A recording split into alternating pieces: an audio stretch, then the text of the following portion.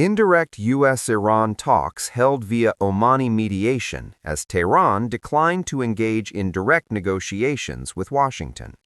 According to a shark, Iranian officials insisted that all communication be carried out through Omani intermediaries rather than face-to-face discussions. Sources indicate that Iran refused to sit at the same table as the American delegation, emphasizing its long-standing position against direct talks with the U.S. Instead, Oman acted as a go-between, receiving written proposals from the U.S. side and delivering them to Iranian representatives, who then responded in writing through the same channel. During the discussions, Iran reportedly demanded the exclusion of U.S. Central Command Chief General Brad Cooper from the American delegation. Iranian officials stated that military representatives should not be involved in political or diplomatic negotiations. The talks followed a structured indirect process. The U.S. delegation submitted its demands in written form to Omani officials, who conveyed them to Iran. Tehran then provided written responses outlining its own demands and positions, which were returned to the American side through Oman. Iran reaffirmed what it described as its red lines, particularly regarding its missile program.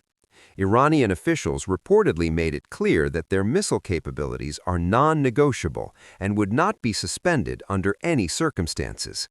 However, Iran signaled conditional openness to discussions on its nuclear program, stressing that any such talks must adhere to specific terms and would not involve direct engagement with the U.S. Observers note that Iran's firm stance has drawn international attention, with the video highlighting growing global concern over the possibility of a wider conflict. It also points to opposition from various international actors and segments of public opinion, including within Israel, against escalation or military confrontation. The economic consequences of a potential conflict were also discussed. Analysts warned that a war could lead to sharp increases in oil prices, heightened risks to U.S. military bases in the region, instability in global financial markets, and higher borrowing costs worldwide.